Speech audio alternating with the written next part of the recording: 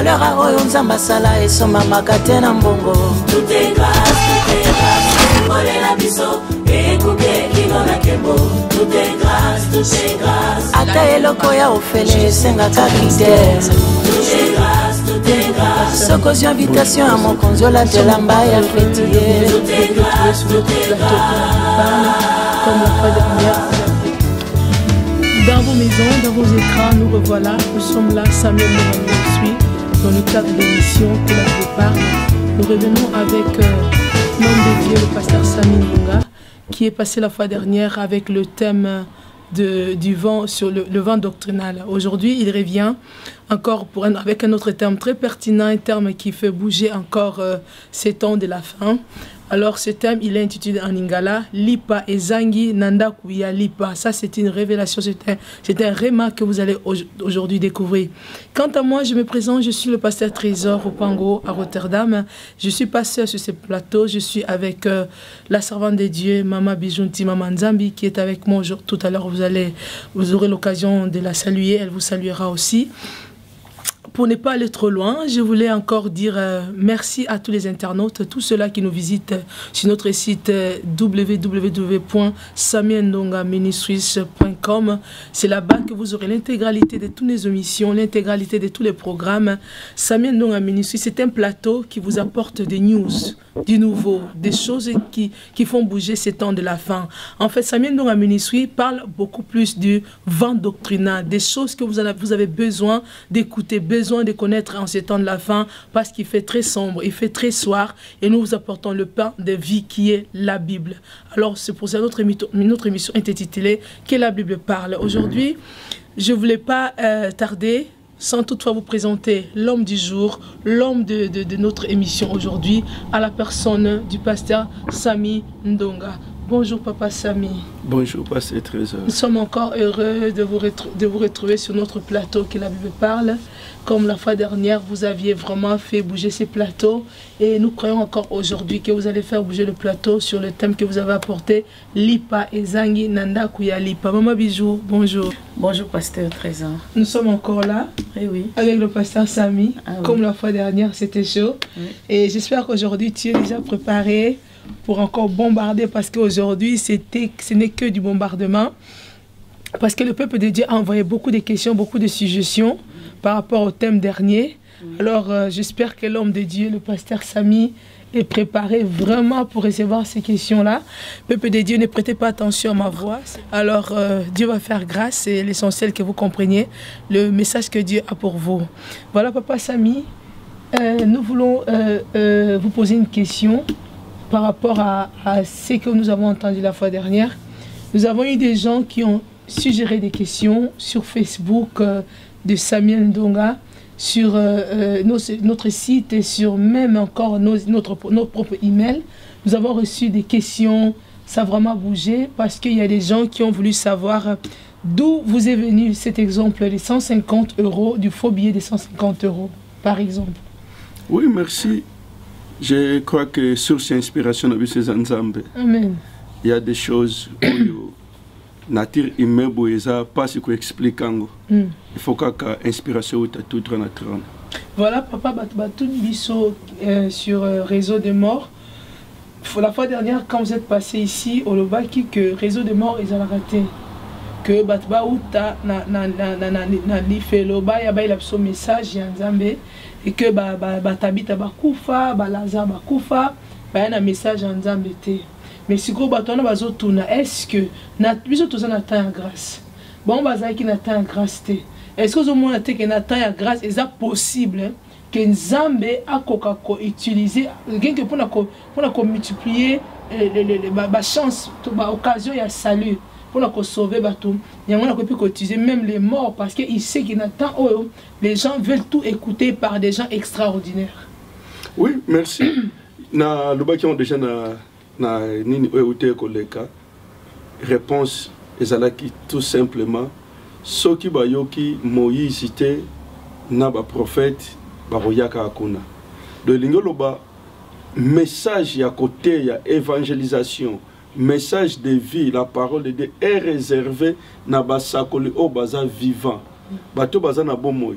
parce que tu évoqué que nous bateau na bazalé na temps de la grâce non on a bien bateau bando c'est qu'on attend na bisoté na temps ya kala muto ase quoi qui avant tangu akoya na mikoa ya Élysée ils allaient on attend de la grâce mais tant au lobby tant ya Lazare que Lazare ase quoi bon Lazare to loba qui a moto rote que leka to parler pour na veuve ya Naïn moi na moko kaka ya mama na bango akufi bazo que ne enterrer faire rencontre na Christ Christ a sécuissié a un message juste apporter consolation mais pas ya maman na ye na batunyo so bayebi que non un grand prophète nous a visité wana ye moko Christ en personne après Christ ko na croix Christ a sécuit tu es koloba pona Dorcas Tabita voilà déjà nous sommes dans le temps de la grâce a sécuit la muka ya ne lo moko te de lingolo ba que nous na ba dispensation nyos tout message ya lobiko ou bien message na biso eza réservé na ba prophète na ba obazo tambola bato bazana bomo o nzambe a confié bango mission bateya tozela chose extraordinaire te yesu alobia abi bato sona ebisi binote makambo oyo eza na mokili awa obozo mona comment boko comprendre makambo oyo eza libana tozela te makambo eza ya monde mususu et il y a pour convaincre biso nous avons la parole. Nous avons des prophètes qui attendent de la fin. On va porter sur la parole. Batuni sur deux autres questions. Nous sommes à à lobby que ceux qui, par exemple, que dans votre église, où vous êtes pasteur, et que des gens ou des fidèles, bandime les messages wana, balingi balande la message wana, il y a réseau de mort, il y a kotika o, il y a kotika wana. Quelle sera votre attitude face à il membre de l'église wana? Non, mutaza libre. Nzamba biso juste sentinelle to apporter to beta trompette et pas ya bana nzambe mais musala ya ko convaincre bateza musala na biso te musala ya ko convaincre c'est rôle du Saint-Esprit nazomona par-ci par-là les gens donnent le message comme si que non pasteur il faut bongwana kaka lelo mais non ko bongwana eza tout simplement réservé rôle ya Saint-Esprit biso to te ya liloba o pe ba monique non il y a ko bongwana par moyen de témoignage ya batu bakufa balamuka gloire à Dieu. Mais nous voulons juste éclaircir que non, Moussala ya côté ya est réservé pour les prophètes, bateau bazana bomoy. Mais ce qui mutabongwani par un témoignage, nous disons gloire à Dieu. Mais le grand problème, Moussala ya convaincre c'est l'œuvre du Saint-Esprit. Alors, pasteur, vous défendez tellement bien ces sujets, ces débats. Alors, Batmoussou Batouningaï que est-ce que vous allez prêt yako qui na plateforme moko, na plateau moko, na bande komoko pour qu'on s'explique parce que les choses de Dieu on ne discute pas. Les choses de Dieu on ne se combat pas. Les le banzambe babiza oui et amen. Est-ce que vous allez prêt yako vendre na bande ko parce que vous défendez très bien la chose. Est-ce que vous êtes prêt à vendre na bande ko pourquoi pour solo là carte sur table avec la Bible là plus parce que la Bible doit parler. Oui mais déjà autozoloba c'est déjà la parole. Yesu alobiengo natangi journalité.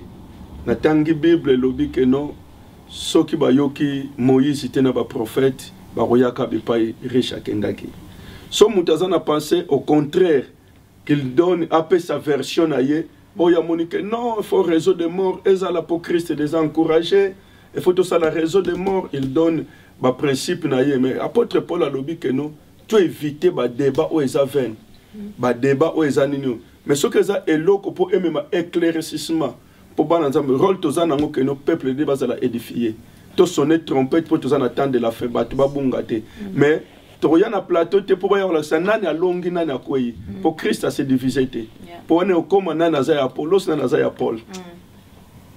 Alors pasteur toyoki yo koloba na pona sujet ya émission na biso elekaki mais lelo oui encore na terme moko to comprendre parce que on dirait aux ala makambo ils un peu fort et donc c'est na ba ya ko interpréter ou bien comment to ko un peu na thème ya lelo lipa ezangi nanda kwa lipa pasteur expliquer biso na no ilingi olobani.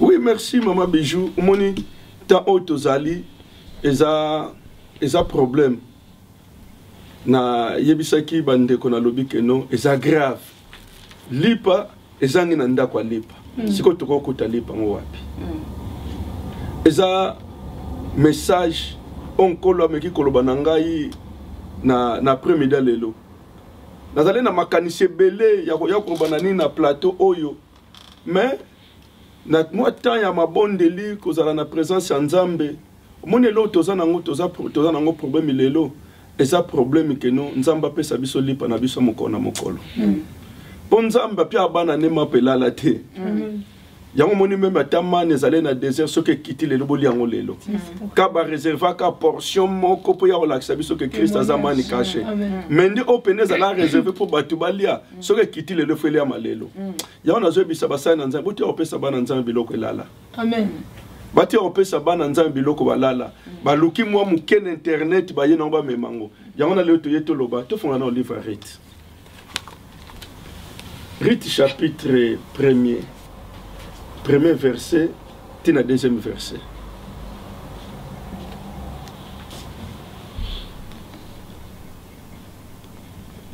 Rite premier.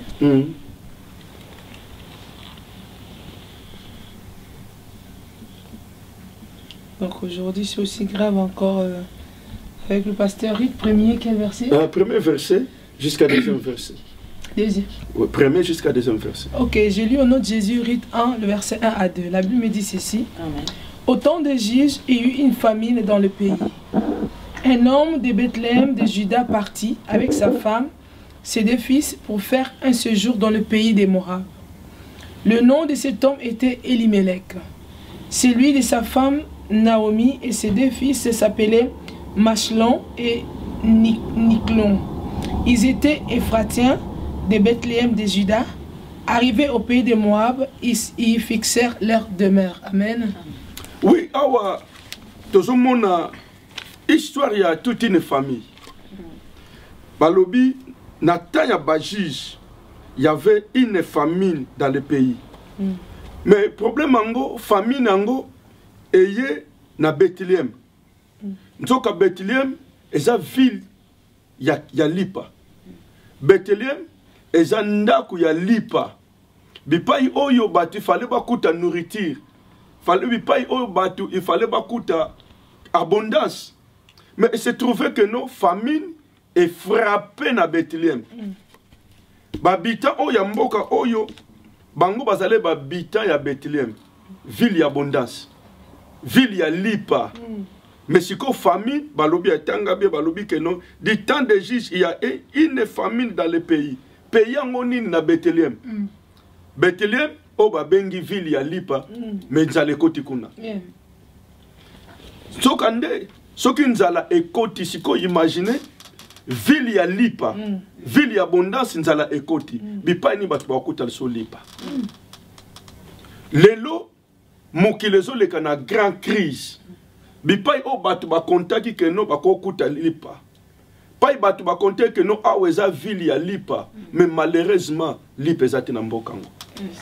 Soki famine siko bando beta, soki crise ekoti na ndaku ya lipa, lipa ezate et sini ya liboso komona fuite de capitaux. Amen. Batu yango zomona ba déménagement par-ci par-là. Le grand problème eza famine. Tant famille wana ebeti batu ba déménager. Toute une famille Elimelech, Naomi, nabana bango mibale bazui ba déménager. Mais le grand problème na bango ba kimi ville ya lipa. Mais faute na bango te.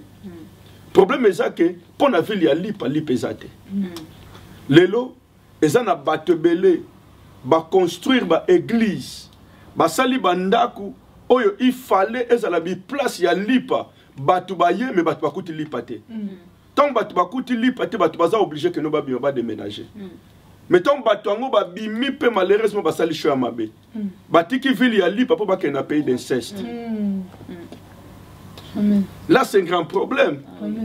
N'habitez ce que bino bo moni ondeni. C'est grave pasteur. Batu batiki ville ya lipa. Pas au bakoke ba trouver lipa, ba trouver nourriture. Baké na Moab.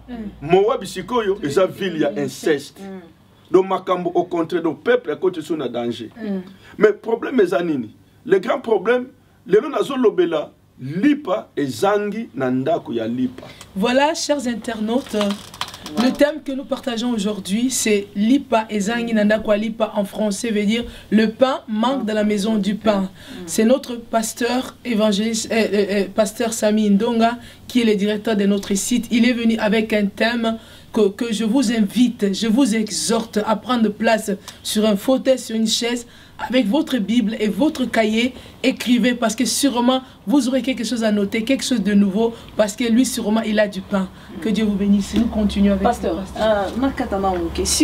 Pasteur, expliquez-moi qu'est-ce qui fait que Lipa ezanga nandako ya Lipa?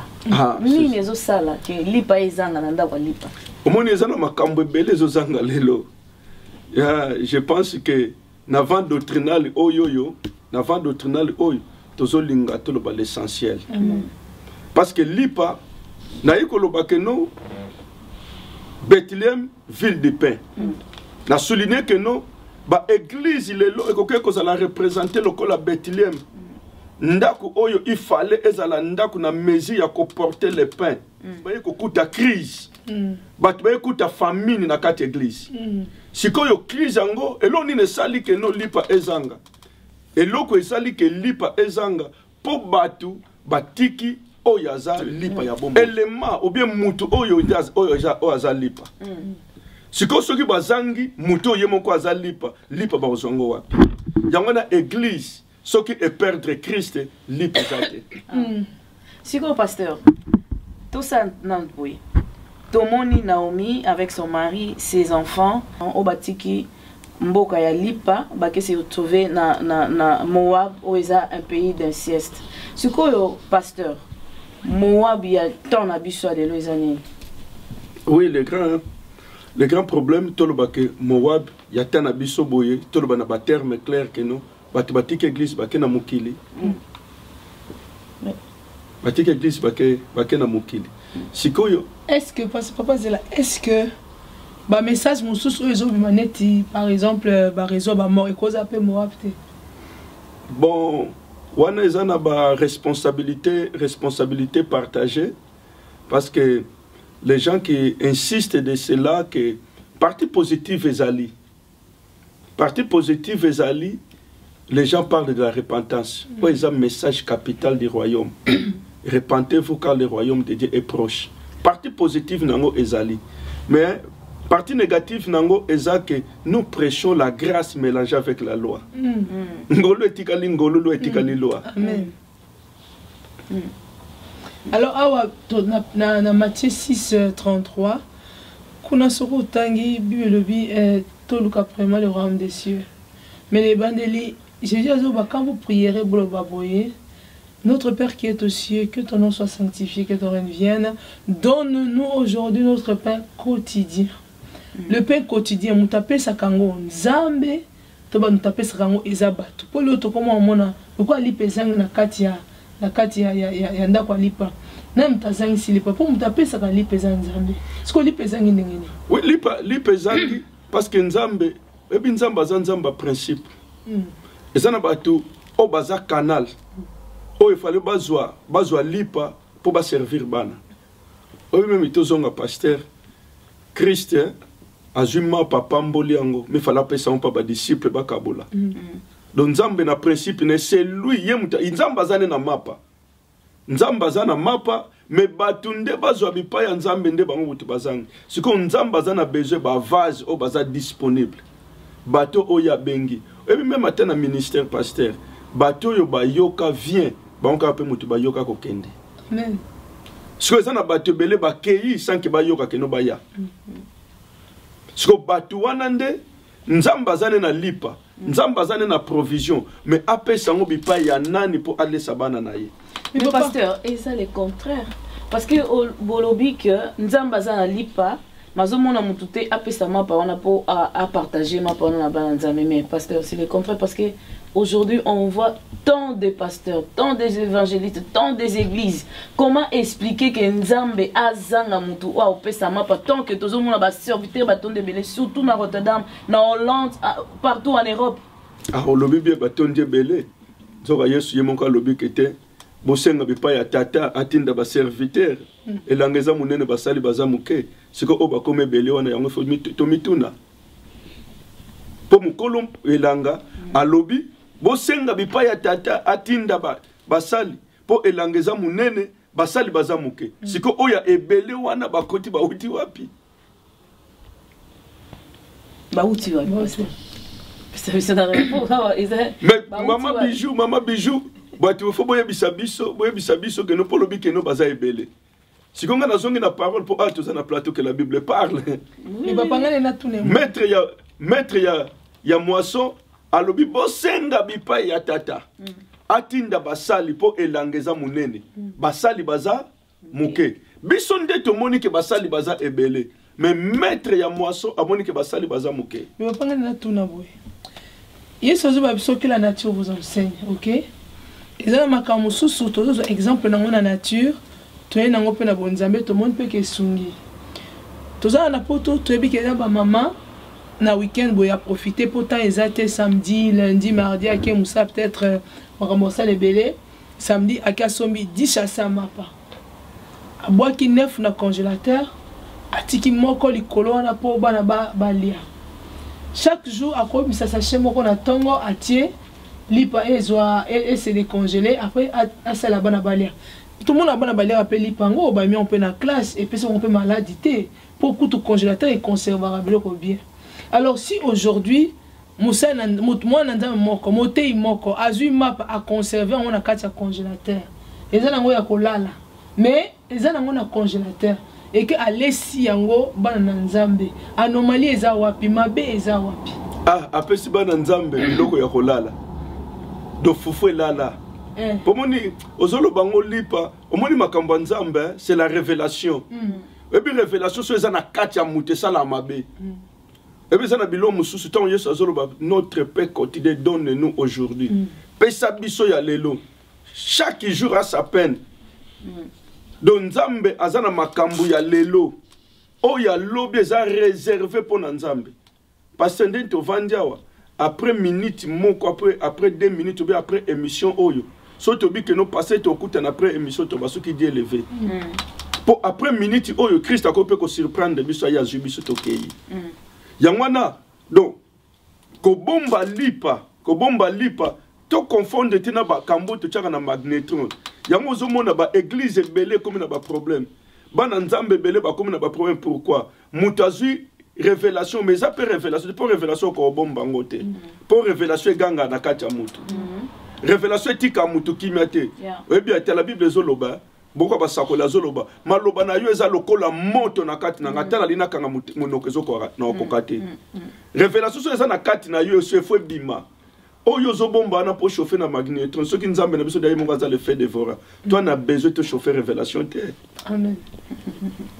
Alors moi si je comprends bien motei oyo moto a bengami na nzambe que azana obéissance azotamba na connexion divine na nzambe akozwaka chaque jour surtout que nzambe yebi atie na disponibilité na ye bana to bato fo balia donc abana kopesa ka chaque jour lipa oh mais ndengwana nzambe azwa responsabilité na ye nzambe ki ma responsabilité te Israël 40 ans na kati ya désert nzambe fallait bisa ba onke non ndena pesi bino mani lelo bomi bombi la ndambo pona lobi abi non bolia lelo ya lobi ya opesa mususu o ya lobi za mususu na madom ya domaine ya révélation domaine ya makambo nzamba za na lipa ya mokona mokolo po apesa bana na ye siko lelo tozo vivre crise batu bazo kende te bipai ya nzambe surtout basali o basoto proclamer o mama bijo utolo bakeno bakome belé pour m'aider à sali basali internet sali basali YouTube sali basali à côté na YouTube dans un message a commis à fabriquer à Jean Nalina souligner que c'est la congrès fait quoi ya toujours na mai amen ndeba tu ba oyeba ke no ba defa kyango mokolo ko ya pourtant on so sali lango o lobatia na continue papa bayeka ko découvrir que moko ya bana a defa ki sengele tango se kwei yango zo mona ya des serviteurs lelo tellement que bazalé na babiloko ya kodefa et comme quoi nango déjà na mai il faut passer la recours bi pa ya Élisée lo ya noté na defa kango tomboli langa ngobina amen. donc tozo manqué lipa lelo. Donc ça veut dire que les ana banda ko belé bino en tant que pasteur, en tant que serviteur, oyebi ke nanda wana osoki nanda ko moko awa na Rotterdam na Hollande ou bien quand depuis bandi ministère OK au côté vandi lipezate. Non, esa responsabilité nangate. Donc au sentir, au sentir, tu vois que esa responsabilité. Mais il pena au côté vandi que lobi que non apena bana bazangi lipa. Non, il y a un lobby que esa responsabilité nangate. Esa responsabilité ya maître de moisson. Mais ba résultat ya ngomoko ezoloba. Te me papa te, wana on répond biso te. Biso que ça c'est zaboué. Ezane tinga na côté awa na yebi ke awa ezozanga kiti ya couleur bleue. Attends, si on a mais il couleur bleue. Attends, oui, voilà. Mais Mokolo Naomi a déménagé qui? Tant a déménagé dans Elimelech. Il y avait la famine. Ce n'est pas moi de le dire que non, Naomi raisonne. C'était simple qu'il y avait la famine. C'est pasteur. Mais on dirait que m'a payé question à Bisso. Question à Bisso, répondre dans mon avant, tu as des détails, oui ou pas, que au côté pendant l'église, même si vous venez chez Maman Bijou par exemple, ce qu'on y est, naza na mbongo te ke to zangi penza lipa oyo emona na musuni boye du pain oko senti que awe ezate o ba pe ke Maman Bijou zwa oyo kendo sema ou bien pas o lobi pe rien mais constater kaka non mais au moni grand problème na temps de la fin o besoin na bat bazana l'église kapo passer azamo na quartier na bango que non passer sami aebine hotel ya te. Passer Sami azane na message te mais te soutenir que pour azamo na quartier na biso na bisa yo so mutu azana lipa te soutenir yete pour suka nango tala conséquence lelo so ba permettre ngato comme na ba conséquence o beza grave lokola lipa ezangi na ndaku ya lipa na beke no so lipa ezangi na ndaku ya lipa lokwa liboso sina liboso déménagement fuite de capitaux yango zo mona batu baza ya kovanda te batu bazo changer batu bazo bouger mais lokola lipa ezo manqué na ndaku ya lipa il y a des conséquences graves ozo se produit na vie ya bana nzambe ya me papa soki olobi que lipa ezangi na ndaku ya lipa ngona bazo ningana si moi je vois bien je ne vois pas seulement les fidèles ningana même basa na ndaku bazo ningana pe donc ça dit que même bango pe bazana lipa bazangi lipa mais crise est occupée te Elimelech, oui, Elimelech l'Éternel est mon Dieu. T'as la grandeur ya kombo na ye. Mais à côté na kati ya crise. Grandeur nanu ya kombo na ye. Et à côté na kati ya crise. Et là ezo boma biso lelo eza ba titre. Ya za pasteur akoye ko manquete. Mais est-ce que na communion na mutu apesa alipa?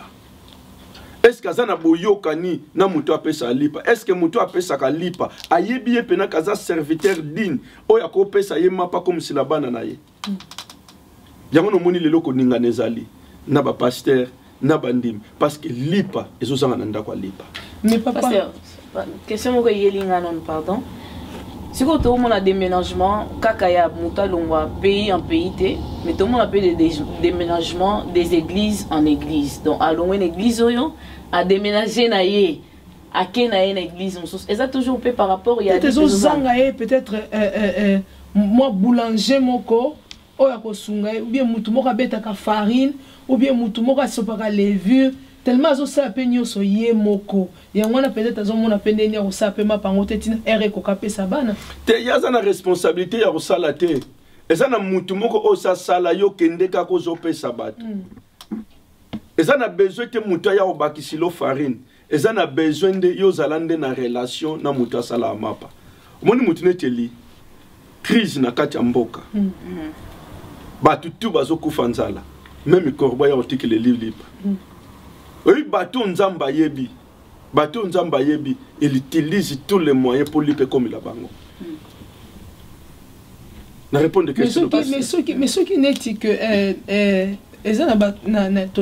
solo ya veut bien se refda et comment na mamoko yende mutaza ki na lipa avec na farine o esengela ki moko musana Nzambe alia on les a qui monsa na nzambete ezaki te ke mutu esengeli azoma pa pesa baninga ezaki veuve mutu atikali na mwana ekaka moko yini mutu azana eloko kolia farine ya kofabrike siko yo o mutu o esengelaki ye kutu ki ye kutu yebisi papa esengeli nga kutu mutu na senga yo komi ko senga nga ndenge na Jean 4 moi si wana femme samaritaine azoyebisa Jésus que olengi nga na senga yo mai yo komo senga nga mai donc pour dire que ça na moment moko pe ke mutu o asenga ka pesa lipa azangi lipa ko senga pe pa ya maman na côté na farine. Non, le grand problème est que to mélanger nini oté on a pas que le grand problème que non den toza na problème ba texte pour aiza Bible eloba. Amen. Moi si wana senga bipa ya élité. Tant Eli azale mandaté on a loba ki moni bateau baza censé ya kopesa lipa faut bazala bateau baza mandaté bipa na nzambe. Eli bakoke batinde na ndako mususu mais Eli bayebaki ke yende na moment wana yende azalaki canal ya multiplication ya mapa. Donc le pe o ezale na ndako ya mwasi wana nzambe fala connecter na Eli pour multiplication salama. Yango nzamba tinda keli na ndako mwasi wana soki ozana yo mandaté te pona multiplication ko kende ko zo biloko afefa batu te po bokufa. Non ça Sikoyo, question mususu yelinga par rapport à un verset dans la Bible. Pour ce total thème na biso eza lipezangi na ndako lipa. Alors toko lo bango pe ke biloko ezangi na ndako ya biloko, c'est pareil. Siko pasteur, non mona conversation ya Yesu na une femme oya penda ki mwana ye aye ko senga pe le secours auprès de Jésus. Yesu azoyebisa ye ke ba pesa ka biloko ya bana te na bambua. Pasteur, expliquez-nous un peu ce texte. Qui est le chien et qui est l'enfant par rapport à texte parce que tout le biloko, les anginanda kwa biloko. C'est quoi? Qui est le chien, qui est l'enfant et puis biloko en izanini. Oh yes, on a lobby là. Mais c'est clair. Moi si wana aya ko senga lobiko, aya ko senga guérison pour na moi naye. Mais so tali moi si wana babi femme wana zalaki grec. Une femme étrangère. Christ est envoyé précieux à qui il est venu pour les brebis perdues d'Israël. Donc pour une femme étrangère. En plus, j'ai compris après des années, nous devons comprendre des révélations. Parce que une femme a directement pas disciple guéri mon fils. Donc il y a une arrogance. Une femme riche. Une femme oyo azana ba moyen na yazana ba possibilité ne parce que na moment wana ba grec être grec déjà ça dit beaucoup. Donc être grec ba no lo ba déjà mingi. Donc tant voyez qu'on se présenter dans le lenge na kinga na za grec. J'ai mes moyens, j'ai mes possibilités. Guérir mon fils. Biki sa mwana nanga oyo azobela. Christ habite et ça la mandeng wana te biloko ya bana ba pia ka on pa ba mboate. Parce qu'elle était une femme étrangère. Il fallait yana humilité. Ndetang munde aye ko comprendre abike no même biloko ekitaka oye kweyaka bambo bazala nango besoin Christ a moni humilité na kata mutema mwasi wana ke mwasi wana assemblé nde Christ a guéri mwana na ye. Alors pasteur là si qu'on a une dernière question parce que l'émission d'aujourd'hui nous avons voulu être bref. C'était juste encore une autre introduction du vent doctrinal. Parce qu'avec vous, nous allons foncer dans le vent doctrinal. Parce que nous voulons que la Bible parle. Alors j'avais une autre question par rapport à vous-même, par rapport à votre ministère. Depuis que vous avez commencé jusqu'à aujourd'hui, est-ce qu'il n'y a pas eu un jour où vous aviez manqué de pain? Parce que l'erreur est humaine, nous l'avons dit ici dans plusieurs émissions qu'on a eues sur ce plateau. Est-ce que depuis que vous avez commencé votre ministère, parce que tout le monde a commencé par des faibles commencements jusqu'à ce jour, est-ce qu'il n'y avait pas, il n'y a jamais de problème de pain dans votre maison? Ah, kozanga lipa, c'est un grand problème. C'est un grand problème. Donc, son mutu, comme qu'on remarque que non, lipa il faut ça la recours pas à mutu à pierre lipa. Mais vous personnellement, avez-vous jamais manqué de pain? On a des questions, il faut que vous pas à Bananzambe. Mais moi je me pose à vous. Même Christ, même Christ. Christ ye moko mwana nzambe ye moko die na nini imen na mabele awa mais moko muso atuni ba disciple ba tubazolo bani ponanga. Mais pasteur, moi si quelqu'un me pose la question depuis que vous avez commencé à présenter cette émission, quels sont les temps forts, quels sont le moment où vous avez senti, les faiblesses ou quoi, je saurais répondre parce que c'est moi qui présente l'émission. Alors vous êtes prédicateur, vous avez du pain que vous recevez tout le temps du Père. Je vais savoir, depuis que vous avez commencé votre ministère, souvenez-vous, faites un retour. Depuis que vous avez commencé votre ministère jusqu'à aujourd'hui, sincèrement parlant, vous n'avez jamais manqué du pain? Le grand problème c'est que y'a lobby que non, bana nzambe mutubazala na mesure ya ko répondre ango. Nous en tant que des humains, le col là-bas. Non, mais papa, on peut pas tromper sa conscience. Non, papa, écoutez, on peut pas tromper sa conscience. Même quand on pêche contre Dieu, l'église peut ne pas savoir qu'on a péché. Parce qu'on continue à prêcher. Mais dans ton fort intérieur, tu sais que ici, dans une église, parce que peut-être ils ne sauront pas dire, mais vous savez que on connaît. Pasteur, on a complété un peu la question à pasteur. Supposons que est-ce que vous sentez que maintenant il y a une faiblesse ou bien baisse moko et ça que il y a un manque, il y a pain et que nga sikondo de bolobi que na que recourir encore et pas ensemble et tindi bino encore recourir encore et pas ensemble ou ça alipa. Non, faiblesse mutunyo sa cause la na ba faiblesse. Mutunyo sa cause na ba faiblesse mais kokoma na mesure ya kozanga lipa ya kopesa bipa ya bana, c'est grave. Pour ceux qui lipa ezangi Naomi a redéménagé. Alors tu reposer la question autrement parce que jusque là je ne vois pas beaucoup de sincérité dans la réponse que vous me donnez. Je repose la question autrement. Est-ce que quels sont les moments de faiblesses que vous avez rencontrés dans votre ministère? Moments de faiblesses ministérielles. Ah, wanezaba ba question moko grave. Ba question moko piège que oyo tamususu. Toute question mérite une réponse. Ba question moko piège oyo nyonso ko ekozala étalé devant nos caméras. Na moment tel na santa qui faiblesse ne le côté parce que nous sommes des humains.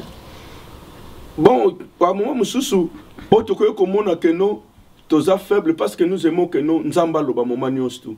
Mais nzoka silence nzambe za la absence na yete. Lokola batu toko kanisa que non nzambe mikolo azana silence que non le Seigneur va viser à fréquenter comme si c'est un moment moko faible. Mais par apprendre oya ko comprendre que non silence nzambe za la qui absence na yete. OK, est-ce que vous avez déjà confronté quelque chose oya bana ko bangiso? En tout cas ko banga za la nature nangate. Kobanga za la nature nangate parce que le place kobanga za amour ezate. Pas amour et ça qu'on bangue ça là. Le faut ça. Donc depuis que vous avez commencé votre ministère, on a nos banques de l'autre côté. En tout cas, il y a des moments où makambu il y a danger mais j'ai appris auprès de mon père que je salue le pasteur Soba. L'autre fois j'avais des problèmes. Na benga yebisinga bi pasteur. Omoni ndengo moni makambu wana eza suka nango. Ponzambe alaksa biso suka ya makambu. Ndenge yo comprendre que ça problème nzo rester comme nango soka. Bandana problème no soka yena mona déjà soka nango. Ah c'est que bolobi banda wana ça c'est avant c'est là ezaki pe non je ne conviens pas que non ba problème ekoya. Ba problème ekoya na ministère na vie ya mutunyo sur na parcours ya mwana nzambe nyonso.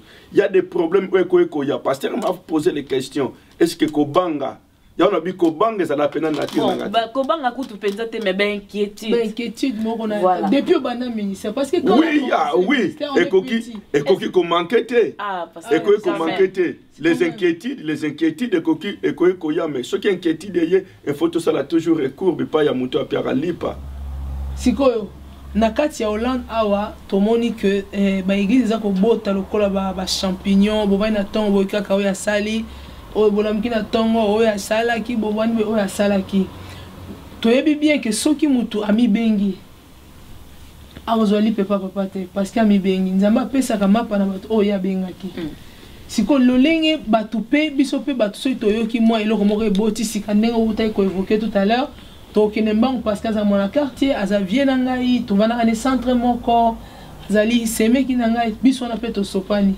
siko bato o baza ko kende na ndako oyo lipa ezate pona peut-être mutango pas parce que za na communion nzambe mais parce que abenga makite pour quoi recevoir lipa bato wana eloko ni ko kolobela bango face à la caméra. Mon problème est ba résultat ça les kamba inanete eza des anté moni semence eza na kati ya mutu ba semence monsieur koza nango ya ndonde bimi lelo mais monsieur ya café pene fo 20 ans il y a des ministères où ils ont senga que non ndenga ndunda ils ont bima nango rapide mais est-ce que tango comme semence ya café que non 20 ans pena po ba mona résistance ndé pas de problème ezali mu pepe biso no stokoko kende mais est-ce que après des années yangana elo tozolo ba que non bana nzambe ba comprendre que nous tozana temps ya suka toi on a besoin même Élie le grand prophète tant crise et koti azokima Jézabel ba ya kopesa mapa deux fois mapa ya mibalo ebeza na deuxième lipe ba pesa na Rolanda makambo lia ya liboso tant ba pesa normal lia ya mibale balobi lia ponzele zanini eza mulai ndeko nanga zala na lipa ponzele zanini aza na bonne foi ya Rolanda le Seigneur mais akuta min église moko pasteur aza lipate eza problème nzambe asala toujours a réserver toujours biloko ya bien pona bana na ye tant sous eza sentiment ya mutu yango ne loko eza ma baby pa ya batu tolongola nanu be émotion tolongola nanu kolanda nzambe par nos sentiments eza na makambo susu eza na makambo nzambe des choses surnaturelles a du fait toucher les cinq sens ya bomototé c'est vraiment notre intérieur eza na on a rien à voir ote na sentir ote na yoka ki on a mona quitté c'est notre intérieur na yoka conviction o nzamba zo ba pona ngai c'est ça donc eza bana nzambe ebele bakoy ko kende bakoy ko se trouver na bi place moko juste par sentiment. Question na msusu pasteur bana nzambe msusu akoza la azan l'église wana parce que nana tigala comprendre que mon pasteur comme il est là il n'a pas du pain. Parce que pesa bana nzambe ba argument o eko sala que à reconnaître que là où je suis il y a pas le pain. Oh. Copé Sabatou, argument, il y a des choses, on peut comprendre que non, pasteur a commis dans matière, il y a copie. D'ailleurs, le pasteur, maman bijou, et l'eau que j'ai à ma casse, mouta koko defa, à koko defa milangi, mais ma fout à koko defa ngote. Et même à ta moisson à kenda qui n'a pas aidé, batune azana nini. Abati na sana mwanda mafuta prophète alobi koka milango ko kende defa na yo mais mafuta nde omoni ata même badi vierge wana 5 o bazala na mafuta 5 bazanga mafuta 5 babite bo defisa biso bo pesa biso babite mafuta ba defa ngote oko defa no milangi mais mafuta ba ko defa ngote il y a des choses na appel ya nzambe faut ça la authentique faut ça la original. Amen. Voilà chers internautes. Vous avez compris, lipa ezanginanda kwa lipa, il manque du pain dans la maison du pain, qui veut juste dire qu'il manque des vraies prédications, des vraies révélations de Dieu dans les églises pour que les enfants de Dieu soient prêchés selon que la Bible parle. Nous avons eu aujourd'hui le serviteur de Dieu, le pasteur Sami Ndonga, qui nous a développé, qui a décortiqué ici tout à l'heure sur le thème lipa ezanginanda kwa lipa. Nous avons voulu être vraiment bref aujourd'hui avec lui parce qu'il est vraiment plein de messages sur le vent doctrinal. Parce qu'il y a beaucoup de vent. Quand nous parlons du vent doctrinal, c'est par rapport à tous ces fléaux, toutes ces histoires que nous écoutons de partout, qui troublent les enfants de Dieu, qui troublent les églises, qui troublent les familles, qui troublent les nations. C'est pour cela que nous avons voulu sur ces plateaux, de que la Bible parler un peu de tout ce vent. Nous allons développer jour au jour le jour. Chaque jour, nous viendrons avec un nouveau thème, afin de vous aider, afin que vous ayez la réponse à la question qui vous tourmente, la réponse à la question qui brise votre foi. Alors, pasteur Sami, votre mot de la fin. Oui, mot de la fin, nanga eza pona lelo, lipa ezozanga na ndako lipa. De lingoloba, bato nzambe abengi, bazonga bipa ya nzambe, oya pesa lipa.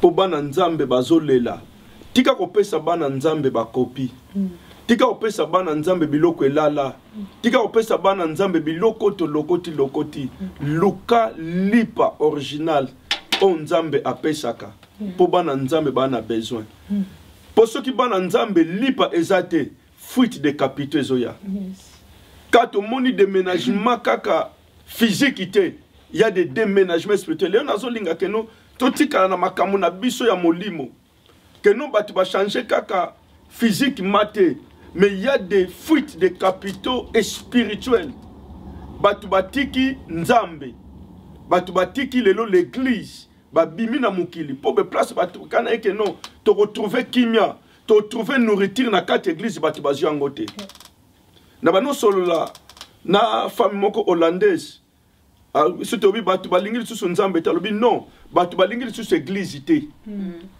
batu balingi na bango nzambe be balingi nde lisusu l'église ité po makambo batu bande kozela ba recevoir na église bazozo angote nzoka nde l'église eza bisika oyo epesa batu nourriture eza convenable yangwana eza na besoin ya ba serviteur o bakenda auprès du trône ba bakeno tata pesa biso bilei to pesa bana yo. Merci beaucoup pasteur. Toujours maman il y a la fin avant de terminer pasteur c'est quoi conseil penini bo pesa na moto yo atikinda kwa lipa donda kwa zalaka il y a du pain atikiango à se rendre na pays à inceste. Le grand problème est que lelo na lobili première partie. Première partie ndaku ya lipa ezangi lipa. Danger nango ezake no batu babita bavanda ka bien mais problème est se poser que no lipa ezate na kati ya mboka wana.